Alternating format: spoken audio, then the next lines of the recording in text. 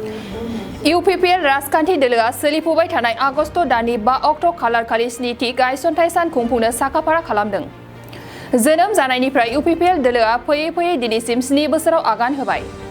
गुबुन गुबुन बोसोरफोराव खुंबोनाय बादिनो देग्लायबो UPPL राजखान्थि हान्जानि स्निथि गायसनथाइ सानखौ खुंफुंनो थाखाय कक्राझार सहरनि सोनाब फारसे थानाय चन्द्रपारा गेजेर फरायसालिनि गेवलां गेलेग्रा फोथाराव खुंफुंनो लाहार फाहार खालामनाया मुखुब जागासिनो। बेजोंनो लोगोसे 4 आगस्ट खालाराव UPPL राजखान्थि दोलोआ गुबुन गुबुन बोसोराव बिफां गायबोनाय बादिनो देग्लायबो दाब दाब जायगायाव बिफां गायनाय हाबाफारि लादों। बेबादिनो चन्द्रपारा गेजेर फरायसालिनि गेलेग्रा फोथारावबो बिफां गायनाय हाबाफारि लादों। हाबाफारियावनो बाहागो लादों बिटिआरनि मावफुं सोद्रोमा डक्टर नीलज स्वर्गियारी, कक्राझार जिल्ला BJPनि आफादगिरि राजकुमार ब्रह्म, कक्राझार सहर म्युनिसिपाल बर्डनि मासिगिरि प्रतिभा ब्रह्म, UPPL दोलोनि गाहाय नेहाथारि राजुकुमार ब्रह्म आरो कक्राझार जिल्ला UPPL दोलोनि मावफारियाफोरा बे हाबाफारियाव मैखोमै बाहागो लायो।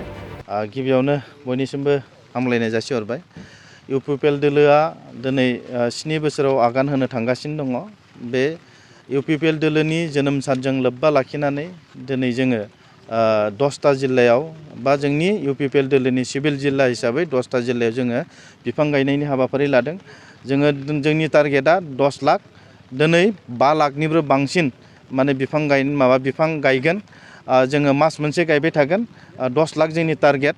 गतिके दिनै जोंनि मानिजाथाव UPPL दोलोनि आफादगिरि प्रमद बर' सार बिथाङा तामुलपुराव बिफां गायजेनदों आरो थिग बेबायदिनो जोंनि गोबां जोंनि एलायन्स पार्टिनि माने दैदेनगिरिफोर BJPनि, GSPनि, AGPनि दैदेनगिरिफोराबो जोंजों लोगोसे हेफाजाब आरो मदद होदों। दिनै जोंजों नैबे कक्राझार जिल्लायाव कक्राझार जिल्लानि BJPनि मानिजाथाव आफादगिरि बिथां राजकुमार आदायाबो जोंजों लोगोसे हेफाजाब आरो मदद होदों। जों आसा खालामदों जे फैबाय थानाय समाव जोंनि ओनसोला आरोबाव मोनसे ग्रिन, जोङो जेरै जोंनि मोनसे थांखि जे ग्रिन बड'लेण्ड मोनसे खालामनायनि जोंनि थांखि, बे ग्रिन बड'लेण्ड थांखिखौ जों मोगथां महर होनो थाखाय दिनैनिफ्राय जोङो जागायजेनबाय आरो फैबाय थानाय समाव बे जागायनायखौ जोङो दोनथ'आब्लासिनो लांबाय थानो थाखाय जोङो मोनसे खामानि मावनो नाजादों।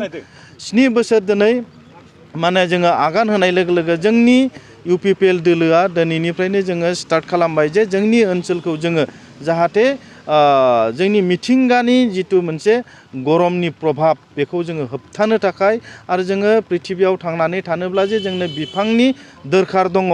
जों जे बिफां गायनांगौ आरो बिफां गायनाया साफ्रोमबो व्यक्तिनिनो मोनसे मावनांगौ खामानि, बेखौ जोङो राजनिति दोलो हिसाबैबो जोंनि ओनसोलाव थानाय साफ्रोमबो व्यक्तिखौ मिथिहोनो लुबैदों जे बिफांखौ जों साफ्रोमबो व्यक्तिया फांसे दानोब्ला 10टा बिफां गायनांगौ। बे मोनसे मेसेजखौ जों रायजोफोरनि गेजेराव लांनो नाजादों आरो बेखौनो लोब्बा लाखिनानै दिनै जोंनि मा होनना बुङो UPPL दोलोनि जोनोम सानजों लोब्बा लाखिनानै दिनै बे हाबाफारिखौ लानाय जादों। 7 बोसोराव आगान होबाय UPPL दोलोआ, जे सरकार हिसाबै 2.5 बोसोराव बारबाय।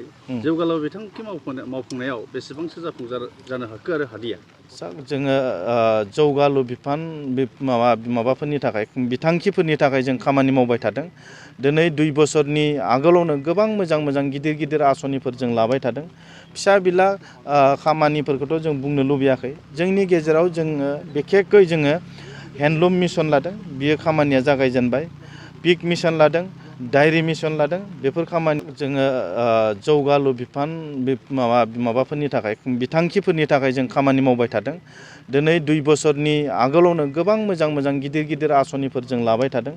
फिसा बिला खामानिफोरखौथ' जों बुंनो लुबैयाखै। जोंनि गेजेराव जोङो बिखेखै जोङो हेन्डलुम मिशन लादों, बियो खामानिया जागायजेनबाय।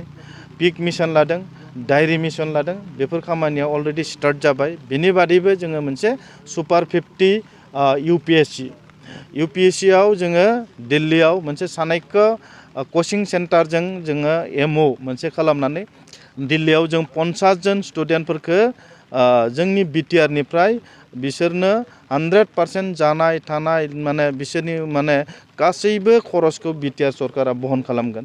बेखौ जोङो जागायजेनबाय। जोंहा गाबोन बिथांमोननि एग्जाम जागोन आरो बिनि बादैबो जोङो सुपार 50 NIT IIT इन्जिनियारनि थाखाय अलरेडि हस्टेल आरो बिथांमोननि फरायनाय 100% 11 मान्थ जानाय थानाय गासैखौबो सरकारा बेबस्था खालामनानै जोङो जोंनि ओनसोलनिफ्रायनो हिउमेन रिसोर्स जों डेभेलप खालामनायनि थाखाय मोनसे सुपार 50 आसनि जों बेखौ मिशन बेखौ लानाय जादों आरो बिनि बादैबो गोबां मिशन जों खालामदों गतिके बिनि फिथाइ महरै जोङो साननैसोनि उनाव जों मोननो थांगासिनो दङ गतिके जोङो लामा दालांखौल' बानायबाय थाबा जोङो नैबे ओनसोला जे डेभेलप जागोन जों बेखौ बुंनो थाङाखै लामा दालांखौबो नांगोन बिनि बादैबो जोङो हिउमेन रिसोर्स जायखौ जोङो माने सुबुं सम्पद होननानै बुंनाय जादों सुबुं सम्पद गैयाबा मोनसे ओनसोला जौगालु बा जौगाथाय होननानै जोङो मा होनना मोना स्वीकृति मोना बेखायनो जोङो सुबुं सम्पदखौ एजुकेशन सिस्टेमफोरखौ जों थिग खालामनो नागिरदों जोंनि ओनसोलनिफ्रायबो मोजां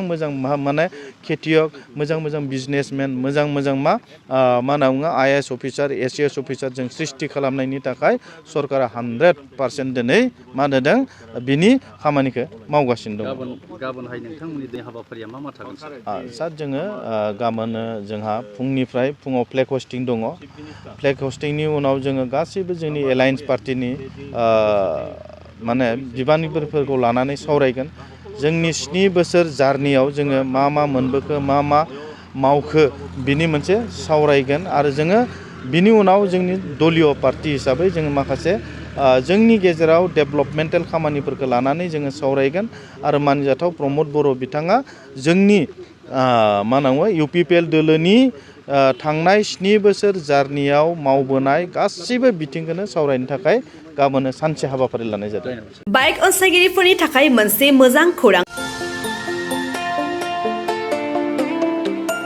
Kokrajhar GD road axis bank साखाथियाव थानाय दावहारु अट' एजेन्सिया नोंथांमोननि थाखाय लाबोदों दामाका स्पेशल अफार खम बेसेनावनो नोंथांमोना बाजाजनि गुबुन मडेलनि बाइक फाइनान्स खालामना नोंथांनि सिमांखौ जाफुंहोनो हागोन 13,800 रांनिफ्राय जागायना 19,500 रांजों नोंथाङा बाजाजनि गुबुन मडेलनि बाइक जेरै प्लाटिना पालसार बायदि गुबुन मडेलनि बाइक लानो हागोन बाइकजों लोगोसे बेसेन होनाङालासे मोनफागोन गंसे हेलमेट